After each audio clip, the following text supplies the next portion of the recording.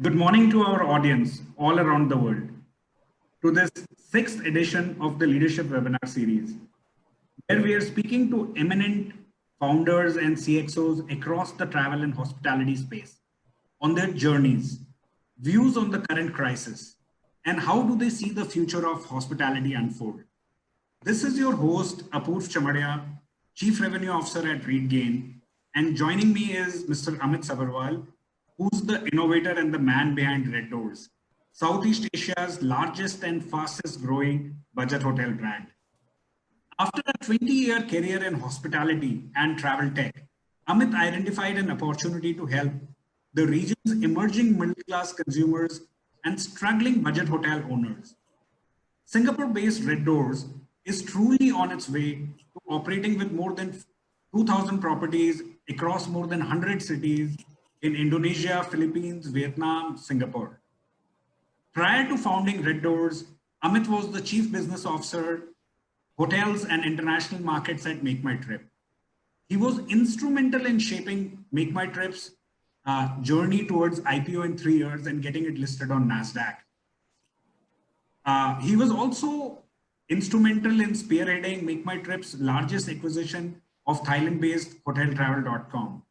Amit has got a very tenured background as a hotelier as well, where he served as the Director of Sales and Marketing with the Park Hotels in Bangalore and New Delhi.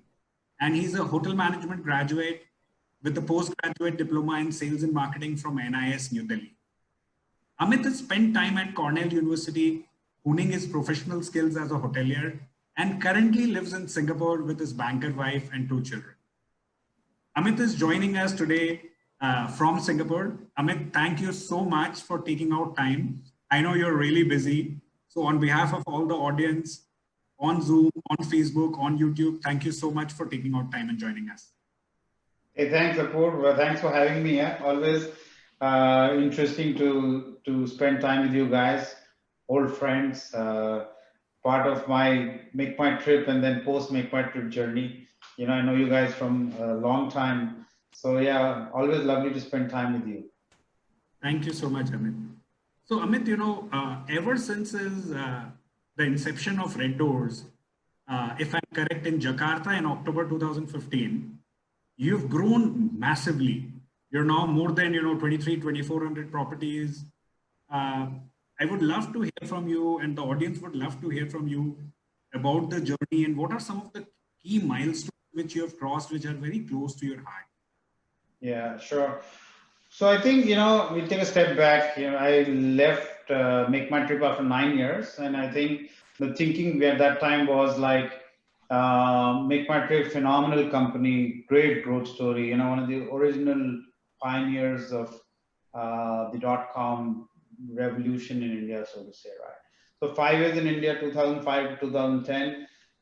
2010 was IPO. And then after that, I decided to, continue the journey in Southeast Asia and spend another 4 years. So I had spent 9 years in Make My Trip, 5 years as a private growth startup, and 4 years as a public limited company CXO, right?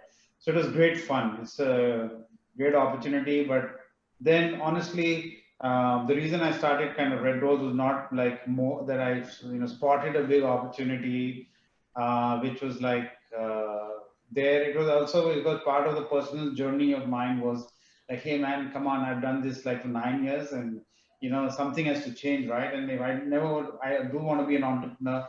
If I don't be an entrepreneur, I'm not getting younger, so I should be doing something entrepreneurial. So the first product which we came up with was a B2B platform for small hotels, for the mom and pop owned properties. Was a complete tech-based solution which allowed these small property owners to, use our like suite of products to completely distribute online, distribute directly, and so on and so forth, right? Like a bundled Wix and RateGain and booking engine and a payment gateway, everything kind of bundled together.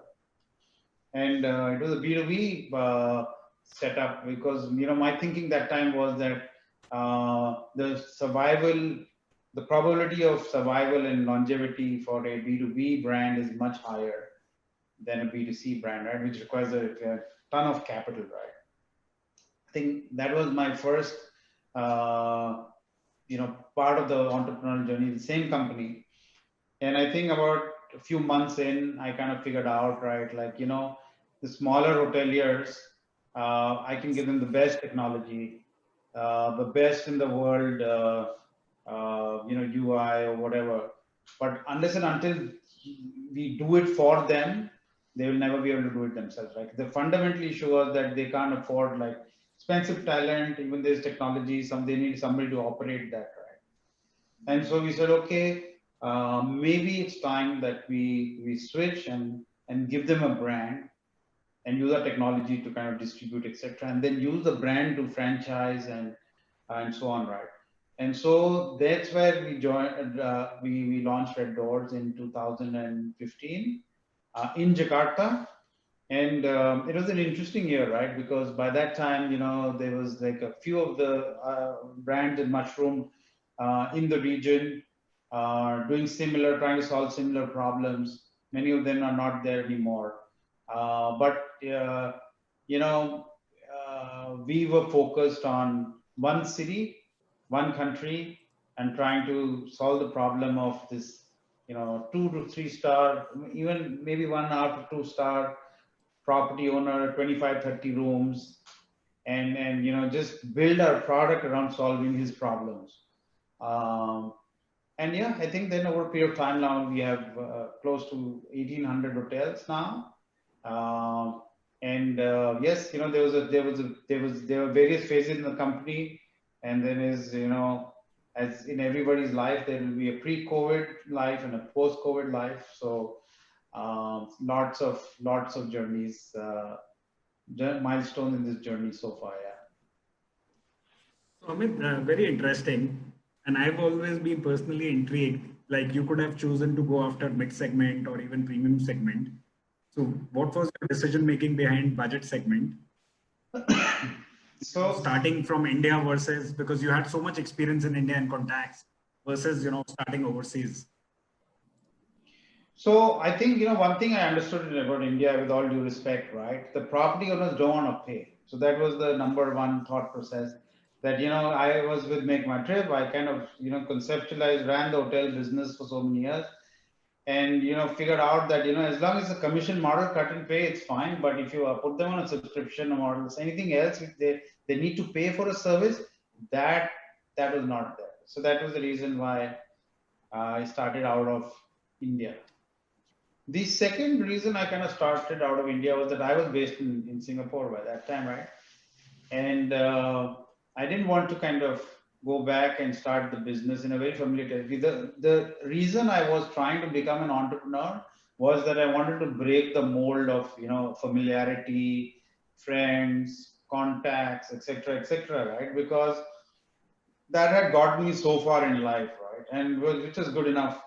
And I saw it was like more of a personal journey, like and I had been to Jakarta because of Make My Trip, and I was expanding or looking at expansion in Indonesia.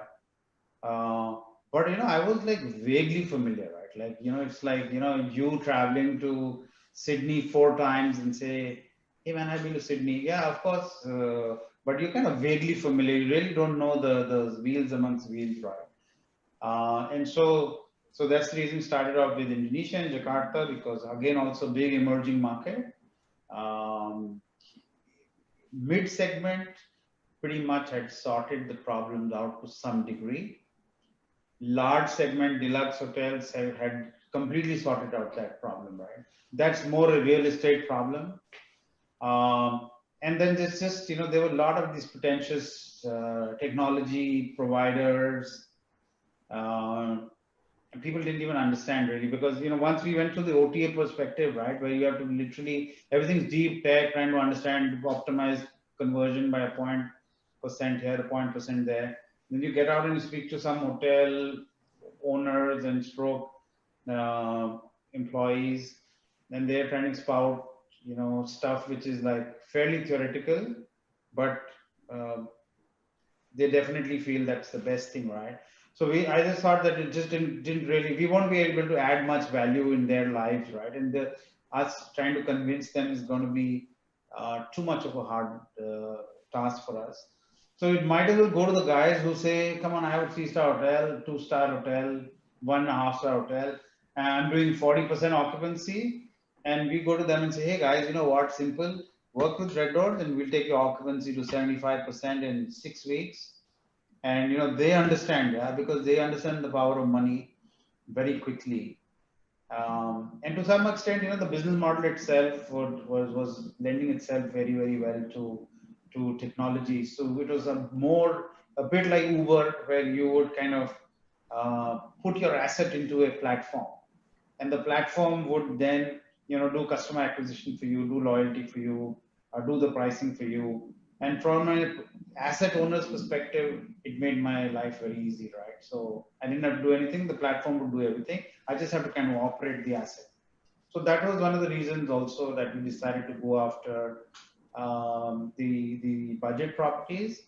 And one of the more important reasons was also that just the availability, right? There are 65,000 of these 2-star kind of properties available in Indonesia itself, about 130,000 Southeast Asia. So just a big opportunity for us to solve, right? So it's a combination of all this. Both the things. Thank you, Amit. That was a great perspective. So, Amit, you started Red Doors with a vision of providing quality $20, $30 a night rooms. And initially, it took you about 6 months of sleepless nights before getting a modest, approximately $500,000 from Singapore-based Jungle Ventures. And for any entrepreneur, the beginning is always the most difficult phase because gravity is holding you back. Love to understand what would be your tip to aspiring entrepreneurs on how should they think about this phase? What should they do and what should they not do? So, I think obviously entrepreneurs need to think of a space which has got an opportunity, maybe this space or any other space, right? Yeah, you're absolutely right. Like, I think it's raising capital is tough, right? When I started off, I used to think, if it was the first 6 months, I don't even remember what the time period was, but I think I used to think that, hey man, shit, what if I joined? I mean, I left Make My Trip, right, in like CXO salary in dollars, and I started this thing, and what if nobody funds me, right? Like, it'll be like such a slap on my face, right? So more than the amount, etc., I was very validated when somebody funded me. That was like a big step. I think the second thing to keep in mind was that, as any army man or anyone who's in the forces, right, and even hoteliers for that matter, right, the salute is to the rank and lesser to the individual, right? So if you're the GM or a CEO of a large hotel company today and tomorrow you're not, you kind of find that like a lot of your so-called contacts, friends, etc., which you feel are part of your life have disappeared, right? I think the biggest realization happens is, or you have to come to terms with the fact that you're a nobody. Because you got the respect, friend, blah blah. You have this handful of supporters. That's all fine, right? But you don't have the backing of the organization behind it. And especially for us, right? The backing of Make My Trip was phenomenal, right? There was no a company like none other at that time in India as Make My Trip. So one thing is you kind of step down, you're ground zero. And I think a very humbling experience is when you do fundraising, is that, people slam, well, not literally, but, people slam doors at you, they stop responding to your calls, it's just a very humbling experience, right? And it's easy to do it when, I guess, perhaps it's never easy, but it's perhaps easier to do it when you're in your early 20s or just out of college, or, just like 2-3 years after your first job. It's more difficult to do it when in your own mind that you figured that you've reached somewhere in your life. Whether you achieved or not, that is a different story, but at least you would think, hey man, so many people salute me. And then all of a sudden, then you're going back to, to get that this guy right out of college, who runs he's like one of the junior most run in a venture capital firm, but he's the door opener, right? And you kind of try to make your pitch to him, and then he reacts in a not such great way. So it's a very humbling experience. Let me put it this way. So aspiring entrepreneurs should keep that in mind. That listen, it is going to take like a lot from you personally within you to get the acceptance right. And even today, it's never easy, but it gets probably slightly easier as you go along, because then when you become slightly more established, you have a team, then they can take the initial slaps, right? You just have to take the last slap. But initially, you have to take every slap, so it gets tougher. So Amit, personal question: how old were you when you started Red Doors? So I was, I think, 44. Yeah, around that. Amazing, amazing. I am going to remember this session, especially for your advice on, yeah. So Amit, one of the interesting things, because both RateGain and Red Doors are very close partners on distribution and other things.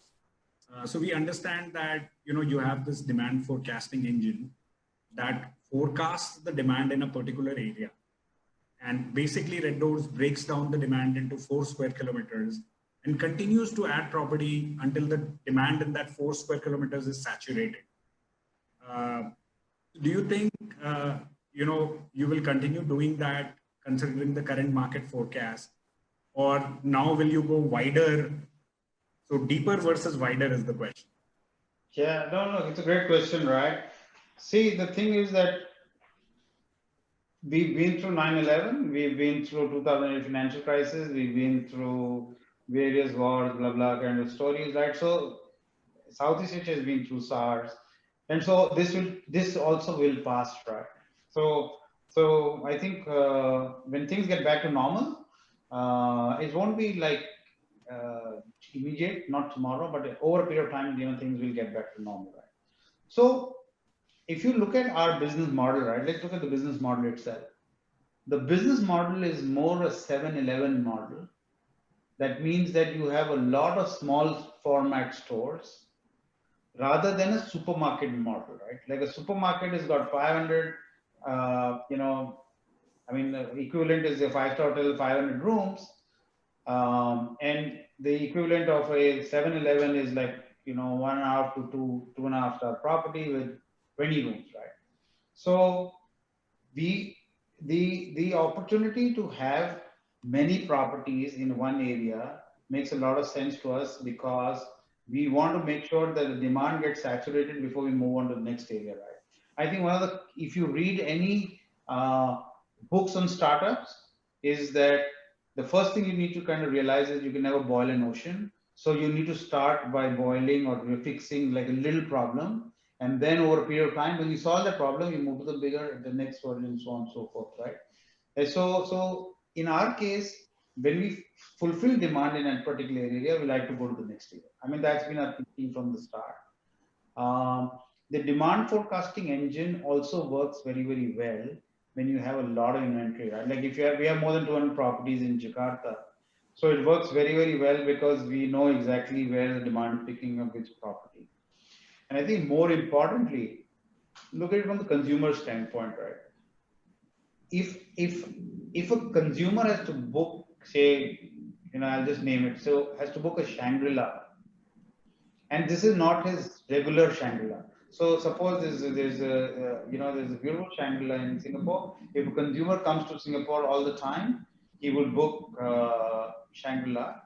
But if he goes to Hong Kong, and he will first go to a third-party website or to some aggregator to kind of figure out which is the best property for him or her to stay.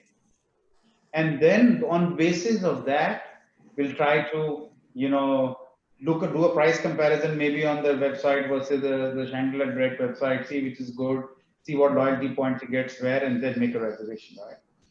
So in our scenario, we had to make sure that we break that cycle from the consumer standpoint. The cycle would only get broken is when we have a lot of inventory. So that means that if I'm a consumer and I know Red Doors and I know what it stands for, all I need to do is to find my location. And I know for sure I will have a Red Doors there. So the saturation of properties, make sure that we become a consumer brand for customers, and we kind of break the cycle of people discovering us through third-party websites, and like most of our bookings come direct. So it's a combination of reasons that we do this. Yeah. So Amit, you're one of the few hotel chains in the world which I've heard describe yourself as a tech company.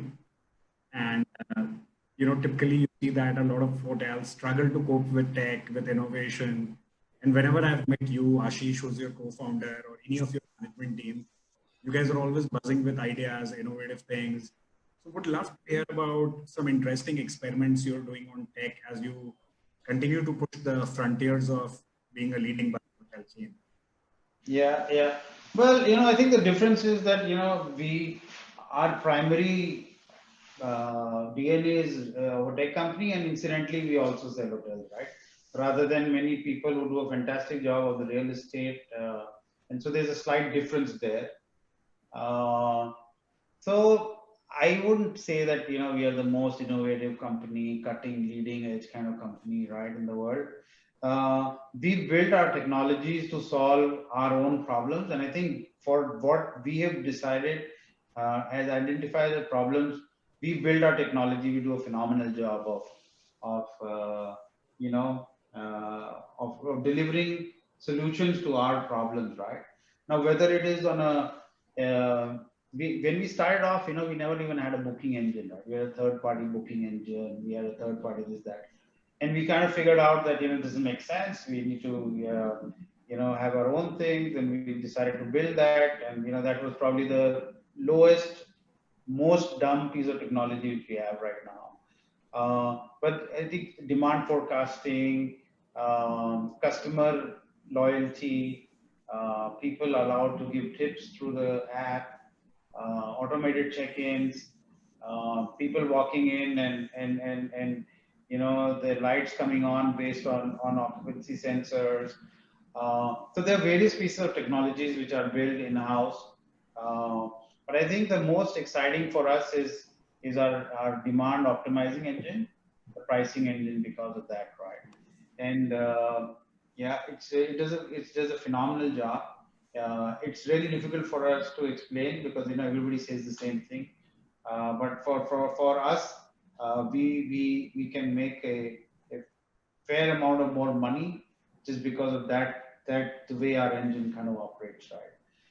So I think every aspect of automation. So for example, from discovery to search to booking, whether the booking comes directly or through third party, to pricing, and then how the booking flows through the property management system, simple property management system, room allocation, check-in, check-out for property owners, the way we communicate to the property owners, and to the way the money flows through SAP.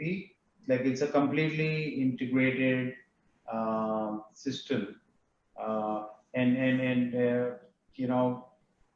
Despite doing all that, despite us saying we're doing a decent job on certain aspects, I think we have a long way to go. Yeah, it's very modest of you, Amit. So Amit, you spoke a little bit about your dynamic pricing and inventory management system. For people in the audience, Red Doors calls it Red Fox.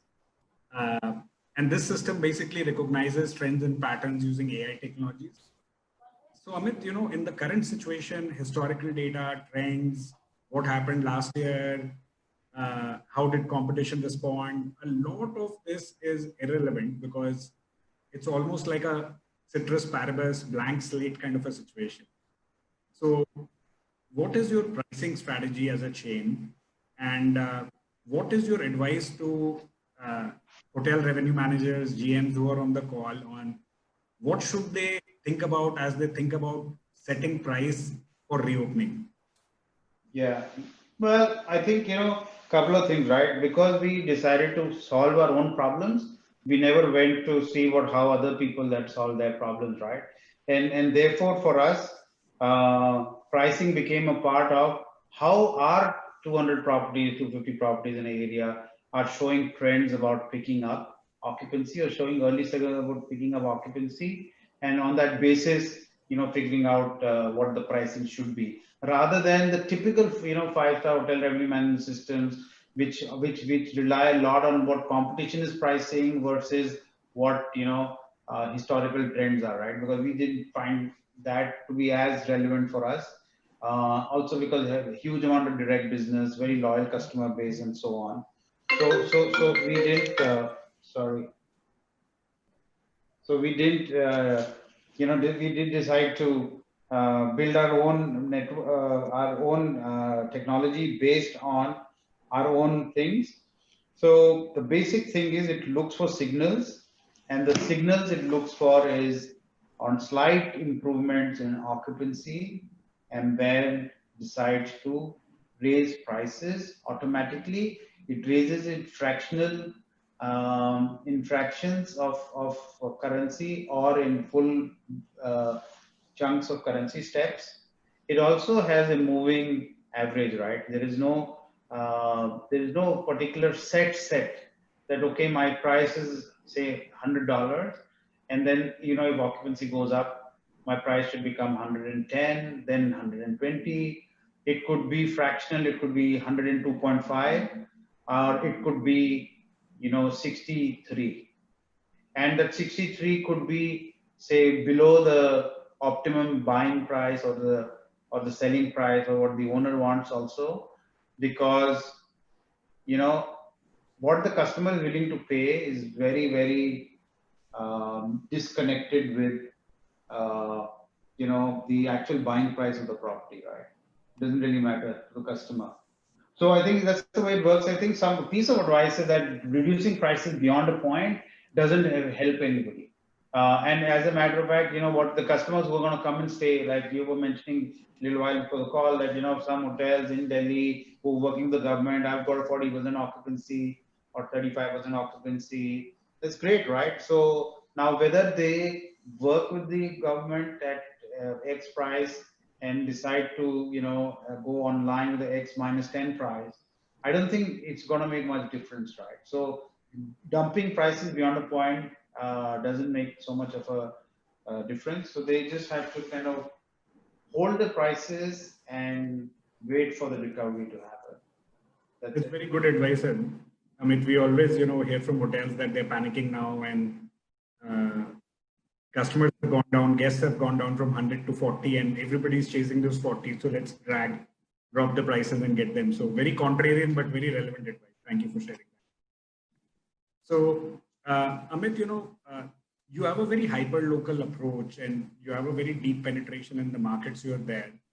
And you briefly mentioned that a large part of your bookings come from your own mobile app, right? And your own booking engine. So how important is OTA and GDS as a distribution channel to you?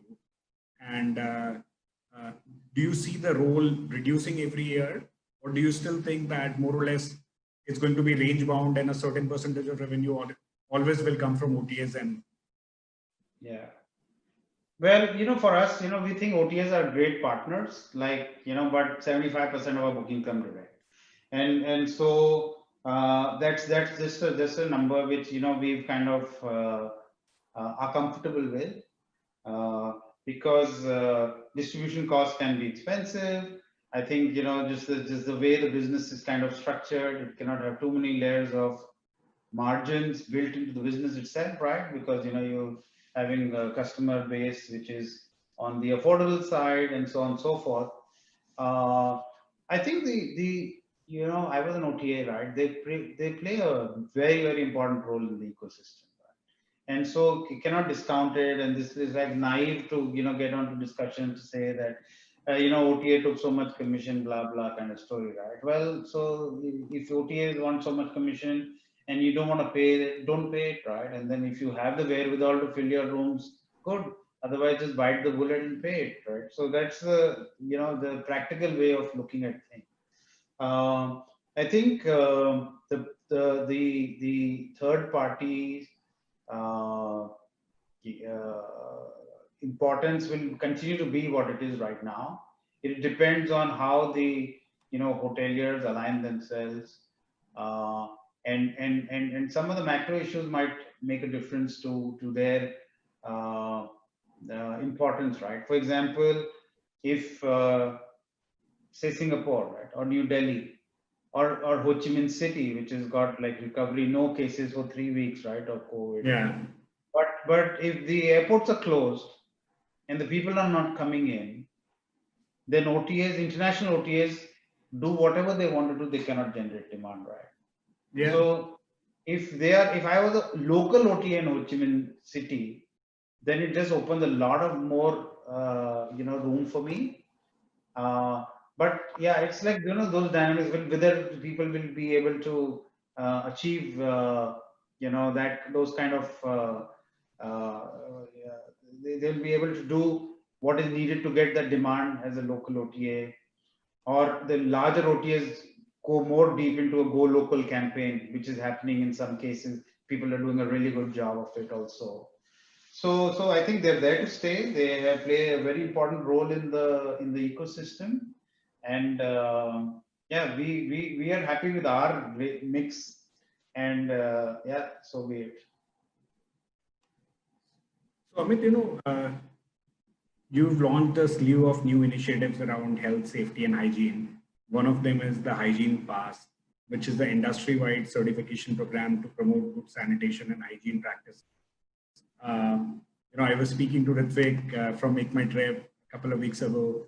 So Make My Trip is your old company, and they're doing something similar in India with Deloitte. So can you tell us a little bit more about this program and any other initiatives you've taken to assure the guests that they stay at Red Doors? Right. So I think our inspiration came from Singapore government SG Clean campaign. So we have hotels and we operate.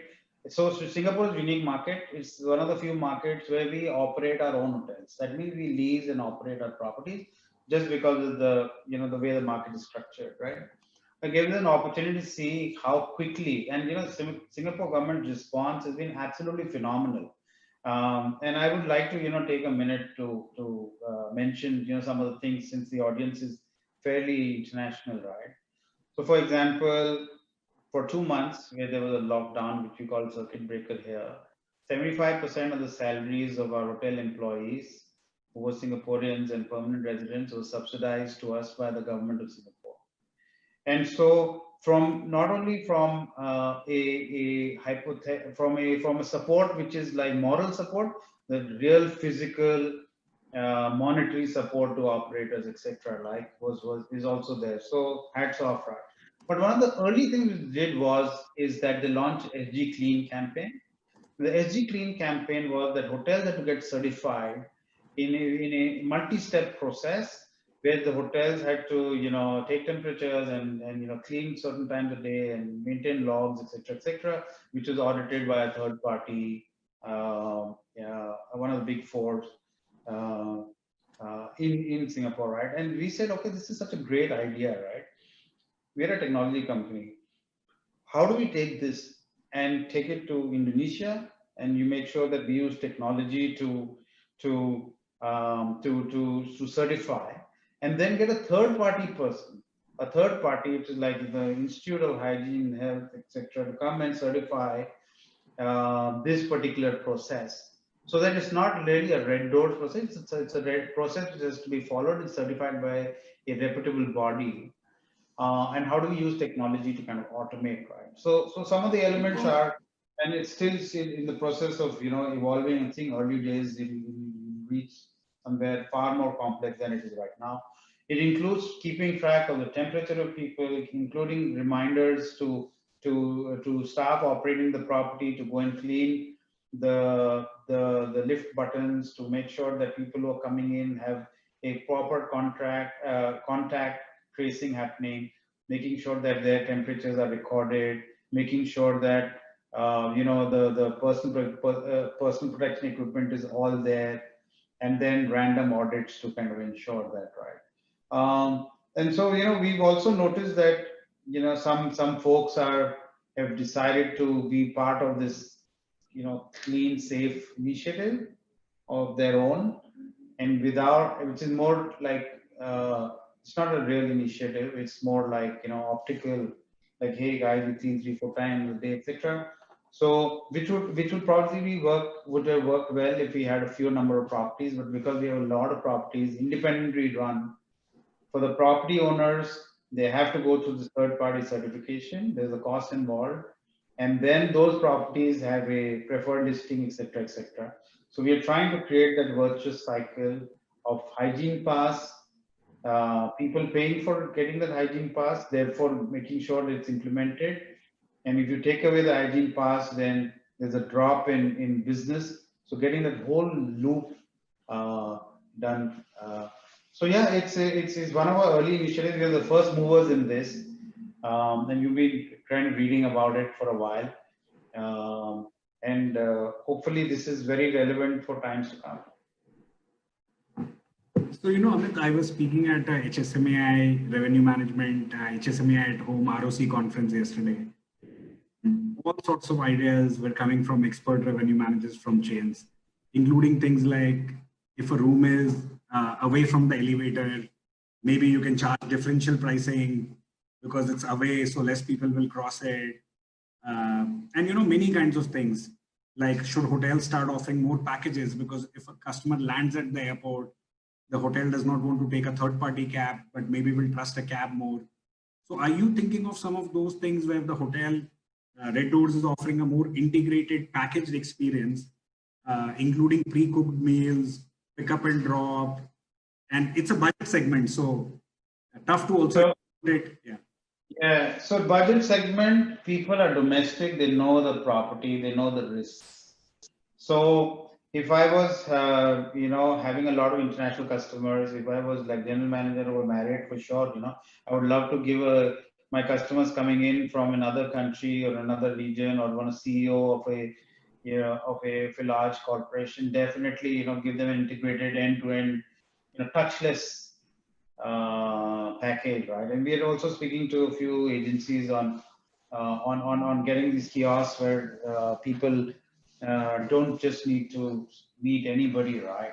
And so on and so forth. But anyway, that's a separate thing. So our customers, it's not so relevant right now because they know exactly what the issues are. They are local, that means they're from the same country, and they they are price sensitive, right? Anything which we can offer, they can get it cheaper, better themselves, because of knowledge, proximity, use of the multiple apps which are there, including food.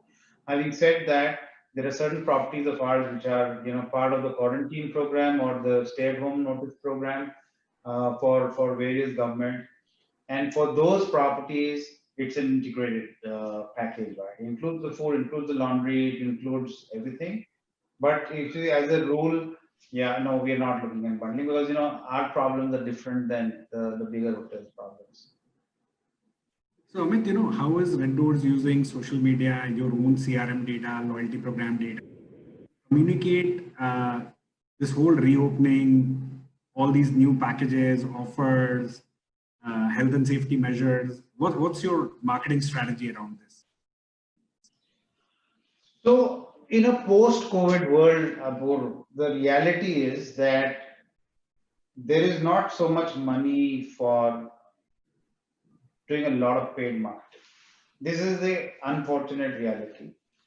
I am of the firm believer that paid marketing should be cut last in a consumer facing business. But when you have a situation where it's like so much uncertainty, like Beijing had some flare up yesterday and this blah blah. You never know which way it's moving.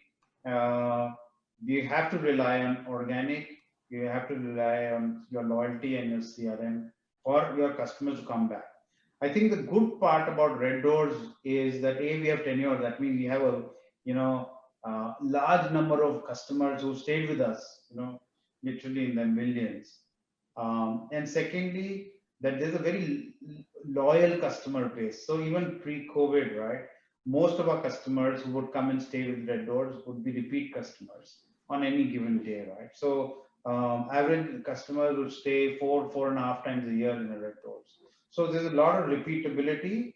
So it's easier for us to get back to the same consumers.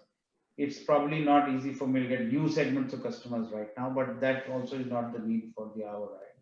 So a lot of focus, like we have a fantastic, you met our marketing team members, right? We have a fantastic team, but it is a question of a lot of their rethinking, the way they've been kind of wired also, right? Because we've been wired as a consumer brand, right? We're on TV in Indonesia, we're like consumer brand, and all of a sudden now we are wiring ourselves to be like this, SEO driven, CRM driven, and loyalty was always big part of our business, but like just double down loyalty kind of business, right?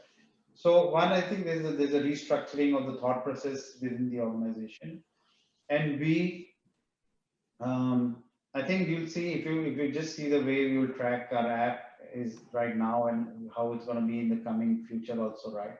There's just going to be a lot more, gamification, engagement for existing customers. Make sure there's always something for them, uh, and then regular communication to ask them to come back, right? So it's all part of this integrated program, which is forced upon us because frankly, we're not going to spend a ton of money on marketing till these things get better. So yeah, that's how we're going to work it out. So, Amit, for a startup, Red Doors does a lot of CSR initiatives. You have Red Heroes, you have a Hope Hotline. Uh, so, is this more of a company culture that you should give back to society? And how do you think about CSR? And Well, frankly, we don't have a CSR policy. It's just like we felt like, that if there were properties which we could give away to people who work in the front line, it's something which we should do, right?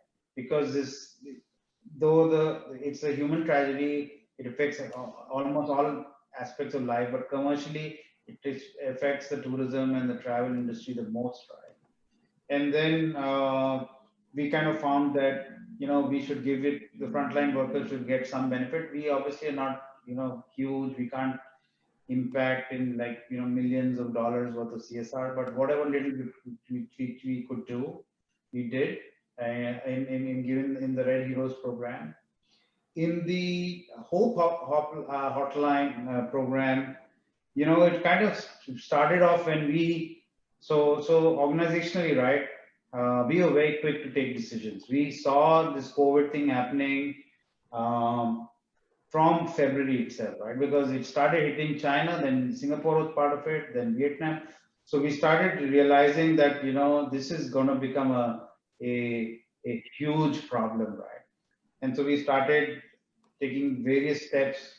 Some of them, obviously fairly stringent to ensure like survivability of the company, included like people going on furlough, people being laid off, people renegotiating contracts, etc., etc. And so we did it in 3 phases. So the part of our communication strategy with our own employees was we wanted to speak to like a lot of people a lot of time, right? We just wanted to have a lot of FaceTime, management FaceTime, because people were working from home, right? And so want to have a lot of management FaceTime in front of people. And then when we started speaking to people, our own employees, we figured out like, there were different people, regardless of seniority or junior or tenure in the company, who were taking the COVID situation in very different ways. So we had people who were like, extremely engaged, when they were treated as a challenge, working even harder than they were when they were.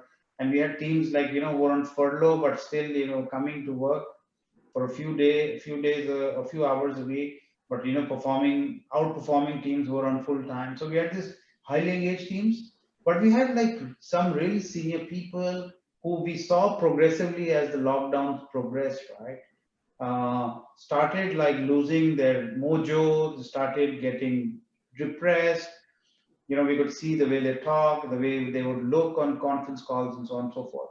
So we started off the Hope Helpline as a way to counsel our own employees, because at some level, right, we were also responsible for the stresses that were caused in their life. And when we figured out that, hey guys, you know what, if it's happening to us, then I'm sure it's happening to our own. Imagine the hotel employee who's on minimum wage, $300 a month in Jakarta. His hotel is closed. What is he going through, right? And then we also figured out during this engagement sessions that they would not speak to us freely, but they would speak to like third party people they're more comfortably, a little more freely, right? So we then said, okay, man, we need to get psychologists or counselors on board, and then open this up for the larger tourism. It's had a mixed reaction. So I think it's been very well perceived from and well received from the folks who know that there's something they can always fall back upon. But if you say that there have been people queuing up to take counseling, no, that not so many have happened. But we've had a few hundred sessions already, which we pay for, some subsidized by the counselors themselves. So I think, yeah, we've done whatever little we can, yeah, and hopefully we'll be able to do more when we become bigger. So Amit, before we open for questions, I wanted to end our formal conversation on a lighter note by asking you some rapid fire questions. Are you ready? Sure. Are you coffee with Karan? Yes, the yes. Coffee. Sure, sir. So when can we expect to see Amit with a tie next? Last time we remember seeing you was when you listed on NASDAQ in New York. Yeah. God knows, yeah. So to be honest, there was a time when I could say like, hey guys, we're thinking 2022, but we never know. So what's gonna happen in the next few days? So I have no idea, to be honest. What is your favorite color apart from red? Black. Very well said. Any advice or mantra which you either read or somebody told you which completely changed your, or which has become very important in your life? There's no such thing as a self-cleaning oven. Somebody has to clean the oven. So there's no such thing as it'll be done easily. Someone has to actually go and do it themselves. Yeah. Thank you. Amazingly well put. That analogy is so true.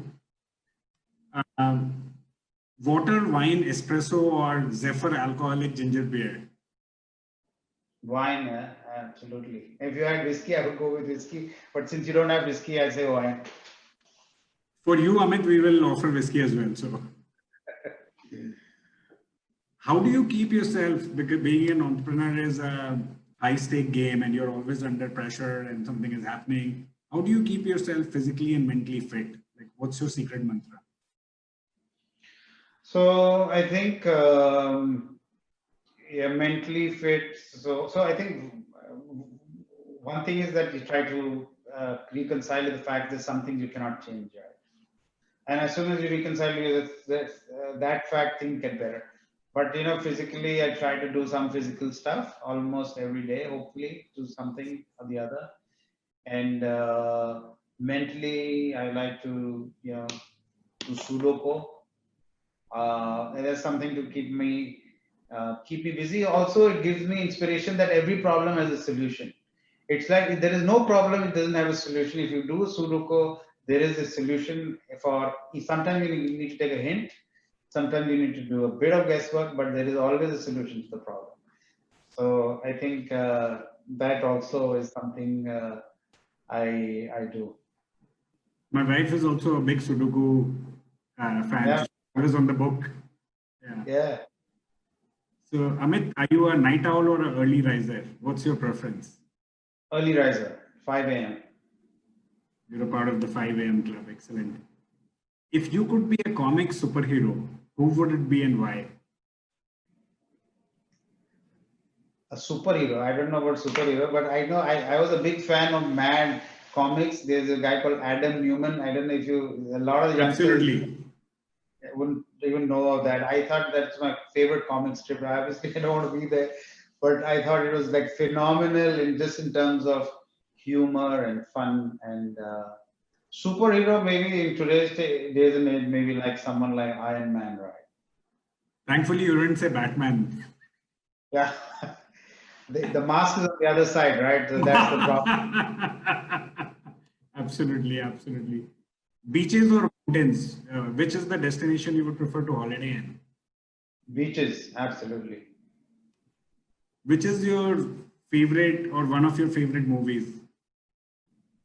Shawshank Redemption, which is, I think it's a cliche answer for a lot of people, but I seriously think it's probably the One of best the movie. all-time greatest movies ever made. I agree, man. Top five as well. Uh, you've traveled so much, you've been in travel almost for 2.5 decades. So, which is your favorite holiday destination and why? So it would be somewhere between Bali and a holiday destination like Koh Samui or like a beach destination in Thailand. A couple of reasons, right? Why? Because it's beautiful, right? And it's extremely affordable. That means like being part of a holiday also shouldn't mean that I have to watch like my God, this costs like 30 euros for a sandwich. That's takes it away from the holiday experience, right? So it's good, it's affordable, it's fun, and it's on the beach. So yeah, all that. Bali is amazing. So, Amit, if not at Red Doors, then which hotel would you like to put yourself in? So in terms of work, Yeah, or yeah. work. Yeah, so no, I like the new age hotels, right? I like the way the W comes across. I like the way the Andaz comes across. I like those kind of properties, like the younger, cooler, not the stiff upper lip kind of properties, for sure. Excellent. So we are nearly out of time, last 9 minutes. So let me take some audience questions from you. So, question from anonymous attendee: what are the critical success factors for Red Doors in the Indonesian market? What's your success mantra? So critical success factor, I think one of the ways we look at it, repeat rates, right? Our customers coming back to us or not? I think that's one big part of our, benchmark, which we look at very closely. And the second is our hotel partners, are they happy with us or not? Because, if in this situation, our hotel partners have been phenomenally so supportive, right? During this whole, we had to change our contracts with 3-4 days notice, right? Because of what happened post 15 March in Indonesia, and their support has been phenomenal. And I think back about it and said, the past 3-4 years, we must have done something to earn their goodwill, so that they kind of are so accepting of the reality, right? They could have been more, they could have been more acrimonious, right? But yeah, so God bless them. So I think both things we look very, very closely, and then I think there are probably 300-400 other, smaller pieces in between, pieces of data which we look at. Interesting question. So the question says, are you planning to enter into self-operated model in Philippines, Indonesia as well? So self-operated model is working in Singapore and a couple of properties in Indonesia. We feel that it's not conducive to our DNA, right?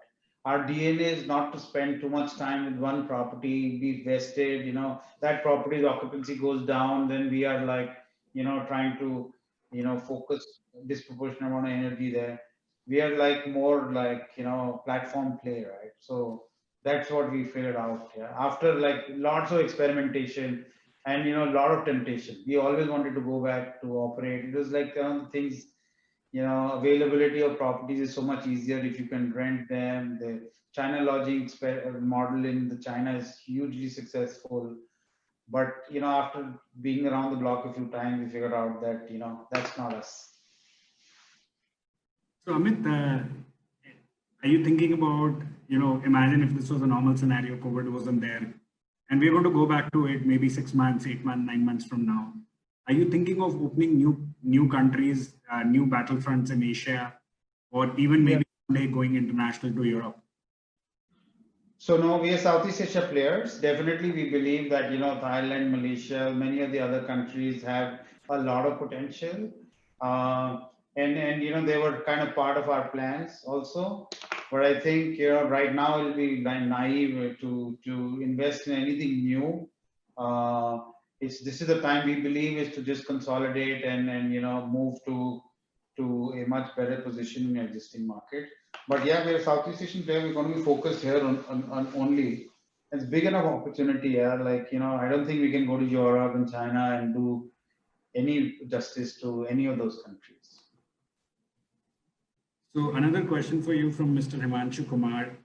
How do you think the hotel and tourism industry will recover in the coming 2 years? This is my personal opinion. I'm not an expert, but what's going to happen is the domestic market. So this is what's happening in Korea and China and parts of you must have read on in the United States, right? So domestic markets and leisure destinations of domestic markets, like 3-4 hours driving distances, as soon as the curbs start getting lifted, they see a surge in occupancy because honestly, people are frustrated, fed up, and so on and so forth, right? I believe that they will be the first to recover along with the budget, the lower end of the properties, and then the 3-star-ish kind of properties, finally the 4-star-ish. I don't think that corporate travel, which is the corporate travel of of the yesteryears, which is like Marriott's, getting a suite from business class traveler from Hong Kong, taking the limousine pickup, that kind of stuff is going to recover when airline industry recovers and there's a broader recovery in the industry. I think that'll take 2 years.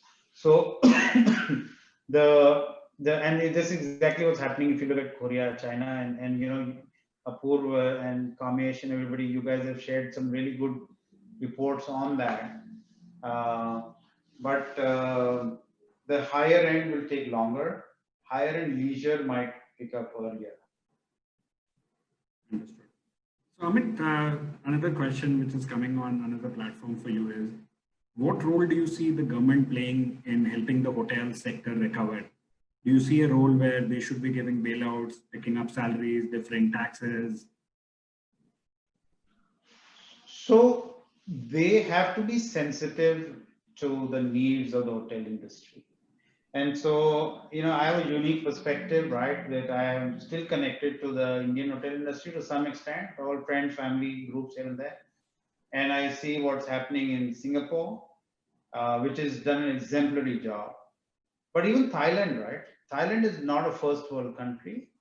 It's not that they have like gazillions of dollars in their reserves, but they're also saying that okay, we will subsidize, we will pay hotels to encourage domestic travel and domestic airfare. We will subsidize. We will get the industry going because I think everybody kind of believes, at least there in various countries, that it's very important to keep the engine going, right?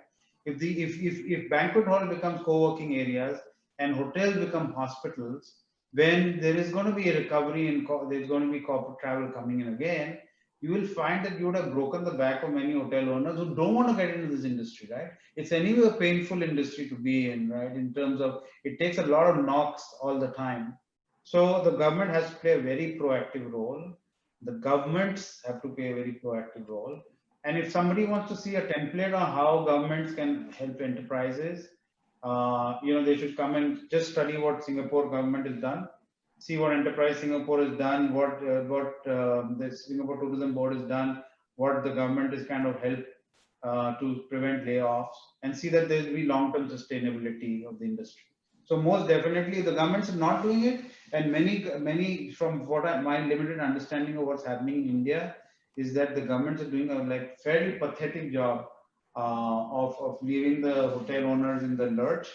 Then it's going to come and bite the economy in the future, and I think that's a really sad thing to happen. So very interesting question. How have you managed to convince hotel owners in Vietnam to enroll in your program, as language is a very big challenge? So localization, I think, localization, and localization, I think is critical. Southeast Asia is not a homogeneous region for sure. So people who think that, Southeast Asia is, it's part of ASEAN, it's like EU, like Europe, it's not, right? The currencies are different, political systems are different, countries are different. There's a general ethos. So you have to kind of localize, right? And, this is not localization for just the sake of it. You have to like really go deep and understand. Vietnam is Vietnam, but even in the Philippines, like two regions would speak two different languages, have a different way of looking at life. In Indonesia, similar, like Metro Jakarta metropolitan area would have a different way of thinking. But like Surabaya or other parts would have a different way of looking at it, right? So you have to localize it. So you have to think like a local company, and then probably hotel owners will come to you. Thank you, Amit. Thank you so much for your time. We're completely done. 1 hour flew with you, and I'm sure the audience had a great time. I definitely had a great time. So to all our audience around the world, we wanted to thank Amit, and the series continues as we speak to more senior leaders across the travel and hospitality space. Stay tuned, stay logging in, and together we are stronger as an industry, and we can always learn from successful entrepreneurs and leaders. Thank you, and wishing everybody a great weekend ahead. Thank you. Thanks, Apu. Thanks for having me.